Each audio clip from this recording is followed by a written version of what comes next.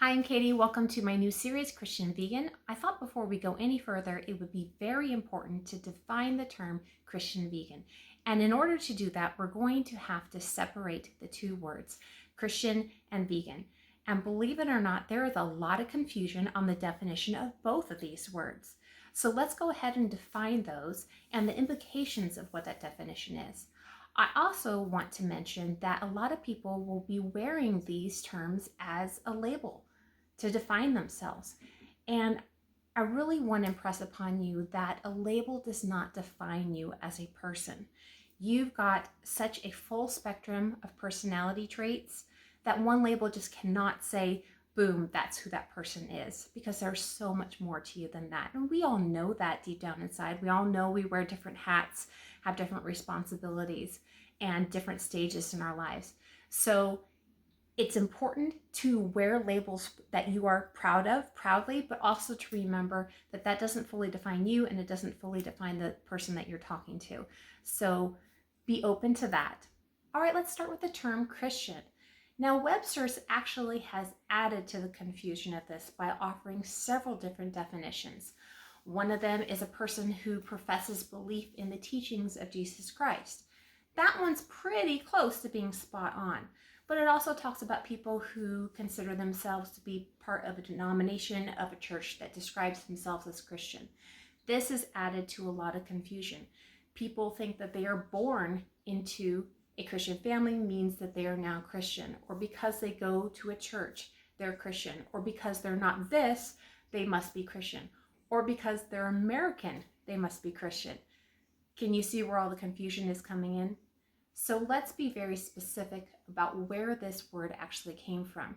Christian means little Christ, Christ-like. So going back to the definition of someone who professes belief in the teachings of Jesus Christ, yes, but that is all encompassing. So that means all of the teachings of Jesus Christ. You don't get to pick and choose. If he said it, you believe it, and that's the way it is. You are a follower of Jesus. You try to align your life as much as you can to modeling it to get closer and closer to be what would Jesus do. And that includes the verse in John 14:6 where Jesus says in his answer to his disciples, I am the way, the truth, and the life. No man comes into the Father but by me. That's probably going to tick off a lot of people, because a lot of people want to think that the way to get to God and to heaven is by being a good person. They have their own ideas on how to get there. Well, why are you excluding this huge group of people? I'm not. I'm just following what Jesus said. And if he said it and I say that I'm a follower of him, well, then who am I to call him a liar? That's for you to study and decide. Not to say that someone's being mean to a certain group of people. He said it. So do your research on that. All of the teachings of Jesus Christ, when he says to love your enemy, there's another hard one. There's a lot of hard teachings of Jesus. But if we don't think that he was right in saying them, and if we don't model our lives and follow after that, then why are we calling ourselves Christians? So that will really help take the confusion out of that. And understand that there's so many people out there who think they are Christian who don't really understand the definition, haven't really thought about it. So I hope this really helps you think about it. Also understand that when you define yourself in a certain way, it's very tempting to make it into a religion. And Jesus himself was very against religion, and that may surprise some of you. Oh yeah, he had it out with the religious leaders of that day many times. He didn't like religion. He wanted a relationship. So that is also important to understand, that Christianity is supposed to be about relationship, not about rules and regulations and I'm better because of blah, blah, blah. It's not about that at all. All right, so let's go to vegan.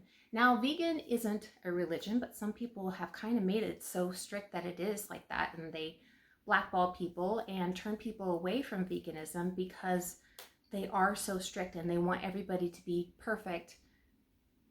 Is anybody perfect? Can any of us attain perfection? In some way, shape, or form, we're gonna mess up. So we all need to have grace with each other. Veganism is a lifestyle, and again, it's getting as closely as you can within reason. I mean, everybody lives in a different area of the world. Everyone has different circumstances. Everyone has different things that are available to them. So the definition of a vegan is one who does not consume or use any products produced by animals. So that includes leather, dairy, eggs, meat, wool, and there are different variations too. Some vegans say that it's okay to have honey as long as you're making sure that the bees are being treated right, and others are strictly against that. So you're going to see some variations in there as well. But to be as close to the definition as possible, that's the one I gave you. One who chooses to not consume or use any products made by animals. So now we know the definition of Christian, definition of vegan. I hope that's more clear for you so we can go forward understanding. Now we're going to be putting the words together to create a new term and have discussions based on that. If you have any questions about what I talked about, if something wasn't clear for you, please do comment below. I would love to talk to you. If you have suggestions for upcoming videos, I would love to hear those as well. Thanks so much for watching, and I'll see you soon.